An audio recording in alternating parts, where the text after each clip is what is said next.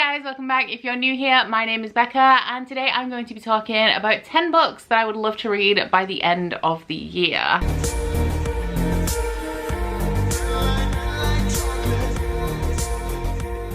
Now, I've kind of accepted that it's not really going to happen at this point, especially because throughout November and December I'm being a little bit more relaxed with my TBR. I don't really have a set TBR and I'm not pushing myself to read a whole ton. But there are quite a few books that I would still love to get through the end of the year for me. I like to focus on finishing series where I can because I have quite a lot that are still open and I would love to wrap up and just be done with them. And I also have a ton of things like pre-orders that I was really excited for earlier in the year that have been released and I just haven't got to them. And I also have a whole bunch of pre-orders that actually haven't come in yet. I think I have at least 4, I want to say, books that are released towards the end of the year, or I've ordered like a special edition version, hasn't arrived yet. So I have quite a few of those and the ones I'm really excited about and that I would love to pick up as soon as they come in, but they're all going to come in at once, so I'm not sure how I'm going to do with that. But we are just going to get stuck in, starting with the books that I already own and have ready that can be read, and then we'll go through the ones that I have not received a copy of yet. But kicking it off, this one is a little bit of an odd one, but I have had a sudden urge to get back into The Witcher World by Andrzej Sapkowski. So this one is the second book in the series, but it is in the reading order. I'm not sure if this is the publishing order, but it is the second collection of short stories. So I read The Last Wish, which is the first collection, way back in probably like 2018 or 19, and I didn't love it, but I don't like short stories, so I'm just kind of trying to get through the short story collection so that I can make it to the core installments in the series and then see if I actually like the series. But because I didn't like the first one, because I don't like short stories, it's really put me off continuing. But I think it's something about the weather getting colder, like these feel real cozy, like they're set in the woods and they have that like woodsy fantasy vibe to them, but not the cute kind, like not Lord of the Rings, which is like real cozy and uplifting. These are a little bit darker, but they still have that fairy tale-esque, I want to say, setting. So if you guys aren't familiar with the Witcher story, we are following a man called Geralt of Rivia who is a witcher, and they are monster hunters. They're regarded as abominations. I don't think I quite know the reason why they're considered abominations. I have played most of the Witcher 3, seen season 1 of the show, and read the first book, so I'm basing all of my knowledge of the synopsis on those things. But yeah, it's about a guy called Geralt who is a monster hunter, and it also ties in to this girl that he ends up kind of adopting almost, called Ciri. But I haven't got to a point in any of the media that I consumed where we actually get to that point yet. He also has a couple of love interests as well. Real interesting stuff. I really enjoyed the game. Really like the TV show because Henry Cavill, and I'm hoping that I can get into the book series properly as well. Next up, we have a book that was sent to me by review, and that is Stormblood by Jeremy Saul. This was sold to me essentially by the author, who sent me an email and asked if I would like to review it, by saying that he was heavily influenced by Red Rising. So this book has things like Reapers in it. It says Harmony made him elite by injecting him and thousands of other Reapers with the DNA of an extinct alien race to make him stronger, faster, and more aggressive, and it worked at a cost, because alongside their super army, Harmony created an illicit drug market that left millions hopelessly addicted to storm tech. As you guys know, I've read the entire first Red Rising trilogy this year. Golden Sun, spoiler alert, is going to be on my favorite books of the year list, so I'm really excited to read a book that is inspired by it. And because the author was just so lovely when he reached out to me and really sold this book to me, I'm excited to give it a try, and I hope I really enjoy it. I would also really love to continue on with the Kingmaker Chronicles by Amanda Boucher. I'm up to book 2, which is Breath of Fire. This one is an adult high fantasy romance following a girl called Kat who is in hiding. We know that she's run away from somewhere and she is hiding in a circus. Now, our love interest in here is called Griffin, and his family have just taken over this area of the world, and in this world most of the realms are ruled by magic wielders, but Griffin's family are not magic wielders and they are desperately trying to hold onto this area that they control. So when Griffin spots Kat at this traveling circus, he essentially kidnaps her. He knows that she's powerfully gifted with magic, but he doesn't know what the deal is, and he takes her back to the area that his family controls and essentially makes her work for them to help them have a better grip on their territory. So I read the first book in this series way back in February, I think, and I really enjoyed it. I love how funny it was. There were some elements in the romance that I didn't completely love, like Griffin seems to go from 0 to 100 in his behavior real quick. And I did do an interview with Amanda Boucher where we talked about the fact that there's going to be a spin-off series set in this world, and I believe that we now actually have news that that is going to be released early next year. So I want to finish the first trilogy so that I can read that one when it's released. One that you all knew was going to be on here is The Hero of Ages by Brandon Sanderson. This one is the final book in the Mistborn trilogy. I was on a roll with the Cosmere and I was getting through it real quick. At the beginning of this year I just kind of tailed off. Took me ages to read The Well of Ascension, and now it's taking me ages to pick up The Hero of Ages. So in the Cosmere now, I have this, I have what's published as Second Era Mistborn, and I have Rhythm of War to read, and that is it. So this is the main thing that's holding me back, because the Second Era Mistborn books are considerably shorter than I think any of Brandon Sanderson's other books, and then Rhythm of War is a chunker, but it's the last one that I have to conquer, so I'll probably drag my feet on it, but at least by that point I will nearly be done. But this one is book 3 in a very popular adult fantasy series. It's epic fantasy, and in the first book we are following a guy called Kelsier who is trying to put together a team of gifted allomancers to overthrow the final empire. So essentially the premise of the series is, what if the Dark Lord won? And 1000 years ago the Dark Lord won the war, has been in power, and it's a very oppressive social system that they live in, and Kelsier, who is one of the common people, wants to get rid of the Dark Lord for good. Real good stuff. One of my favorite series. Can't say that because I haven't finished it, but The Final Empire was possibly my favorite book of last year. It was on that list anyway. Really love this series. Love Kelsier and Vin. And I'm excited to see how this series comes to a close, because I really like The Well of Ascension. Not one of my favorite Sanderson books though. I do prefer The Final Empire, but I've heard that this is one of the best ends to a series ever. So I need to find out what's going on there. Next up we have a couple of the pre-orders that have been out for ages and I haven't got to them yet, but the first one is Rule of Wolves by Leigh Bardugo. This is the sequel to King of Scars, and it is the most recent book in the Grishaverse and almost the last. I think there's one more book to come out possibly as a sequel to Six of Crows and Crooked Kingdom, and then it's done. But the reason I'm dragging my feet on this one is because King of Scars is actually my least favorite book in the entire Grishaverse. If you are unfamiliar with the Grishaverse, it starts off with the Grisha trilogy, which is Shadow and Bone. Then we have the Six of Crows duology, and then the King of Scars duology. And this one I can't tell you too much about because it does have characters from both the Grisha trilogy and Six of Crows, and it like really hinges on the places that they were at the end of their respective series. But this is Nikolai's duology, so we're following Nikolai Lantsov, who is my favorite character in the entire Grishaverse. We're also following one other character from the Grisha trilogy and one character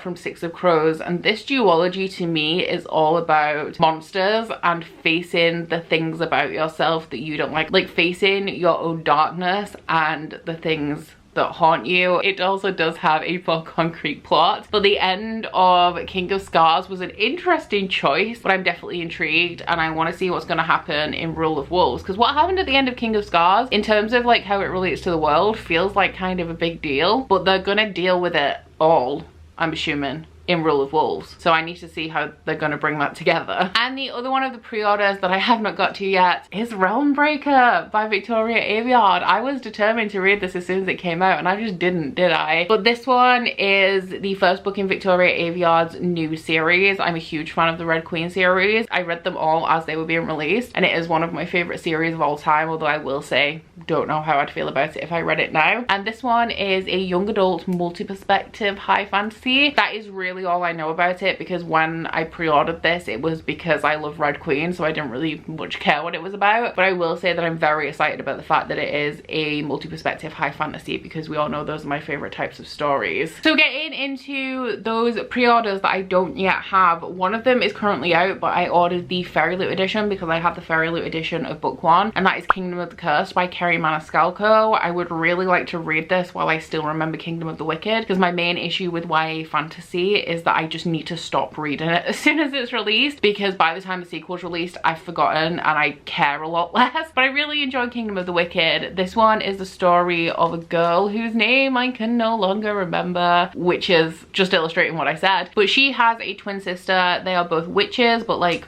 good witches, I guess. When the sister is brutally murdered, the main character desperately wants to solve what happened to her, so she starts to dabble in dark magic and she raises a prince of hell. So the first book was YA. I believe that the sequel is NA, which is exciting because it has some romance elements. Like it's a fantasy romance series in my opinion. I'm really intrigued because I wasn't into the first 40% of the first book, but I really got into it towards the end, and the end took a turn that I didn't expect. So I'm really curious as to where that's going to go in Kingdom of the Curse, and I want more of Prince Wrath, of course. So when that arrives, like I said, ordered the Fairy Elite one. I have no idea when it's set to ship, but when that arrives, hopefully I'll be able to get to it. I have one other pre-order that is already out, but my edition hasn't arrived yet. Curtis has ordered me the Goldsboro edition of Auroras End for either our anniversary or Christmas. Both are coming up, and this one is the final book in the Aurora cycle by J. Kristoff and Amy Kaufman. I do really enjoy this series. I don't think it's as good as the Illuminate files, but this one is a young adult multi-perspective space opera, and this story starts off where we're following a guy called Tyler who is in the Space Cadet Academy, and he's set to finish at the top of his class. He's really excited to handpick his own crew for the missions he's going to go on, but he finds the wreckage of like a 100 or 200-year-old spaceship that went missing on its way to whatever planet it was going to, and on that ship he finds a girl called Aurora. So he takes her back to the academy, and he ends up with this ragtag crew because he missed his graduation ceremony. They head out on their first mission only to find out that Aurora has stowed away on the ship, and this starts off this series of like space chases and stuff while everybody's trying to find Aurora, who has these powers that she didn't even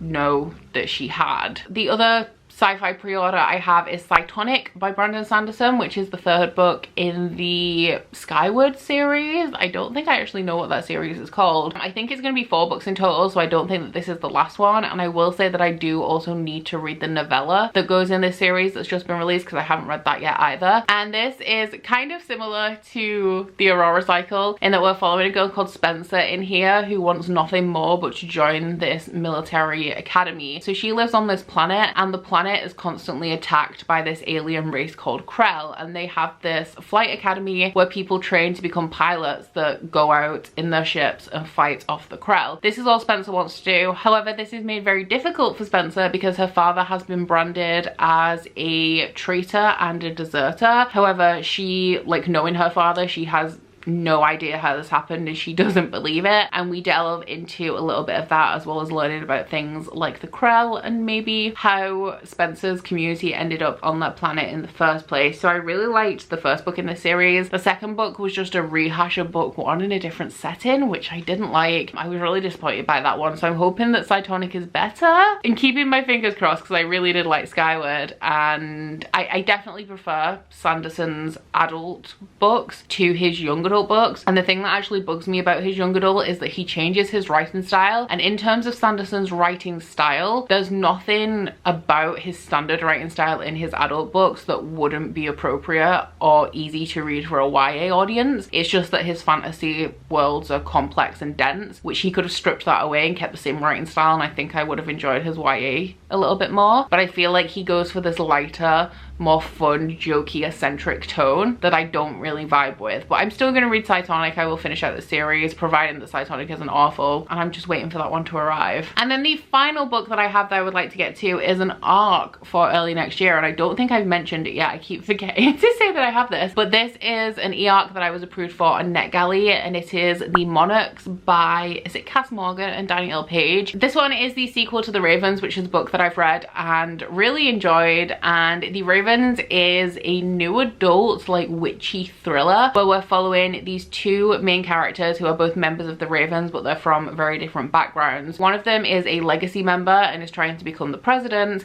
and the other one has just arrived at this university. She's a witch, but she doesn't know it, and she's invited to pledge for the Ravens, which is a sorority of witches. These 2 have a little bit of a rivalry going on between each other, like they don't like each other very much. And we also have a plot where members of the sorority start to go missing, so the witches of the Ravens come together to try and figure out what what is going on. The Ravens isn't a book that changed my life. It's not the best thing I've ever read, but it is a very fun, like witchy slasher kind of book. So we have these fun contemporary witchy vibes, which is something that I really like, as well as this missing, like kidnapped, murdered slasher plot going on in the background as well. So thank you very much to the publisher for approving me for this arc on NetGalley. I'm very excited to see where the Monarchs takes this story, and I'm hoping that I can get to this by the end of the year, because I don't know why these books aren't published in like September, October, November, because I think that is the perfect time to read the Ravens, but I think that this one is actually going to be published in January, but I would prefer to read it towards the end of the year, because to me that is a more fitting time of year to read a book like this, if this makes sense. If I don't read it, it doesn't matter, I'll read it in January, but I'm really excited about it and I'm really happy that I was approved for that one. So there you have it. Those are 10 books, 6 of which are here, that I would like to read by the end of the year. Like, I 100% know that I'm not going to make it. Like, I'm not going to read all of these before the end of the year, because I mean, some of them aren't even small. There's some real chunky books, and a lot of them are things like adult fantasy, adult sci-fi, just chunky fantasy and sci-fi in general. So I don't have a hope in hell, essentially, but I would like to at least read a few of these. I posted this video late as well. I probably should have posted this in October and I would have had at least a little bit more of a chance. But down in the comments, please let me know what books you guys are wanting to read before the end of the year. Even if it's an ambitious stack, like let me know, and let me know if, like me, you're fully aware that you're not going to do it, but you're going to try anyway. But aside from that, guys, please don't forget to like this video if you liked it, and subscribe if you wanna. If you head to my description box, you'll find a link to my Goodreads, Instagram, and Twitter if you'd like to follow me on any of those, as well as a link to my Bookish candle website, the Instagram for that, and a 10% off discount code. But that's it from me today, guys. Bye!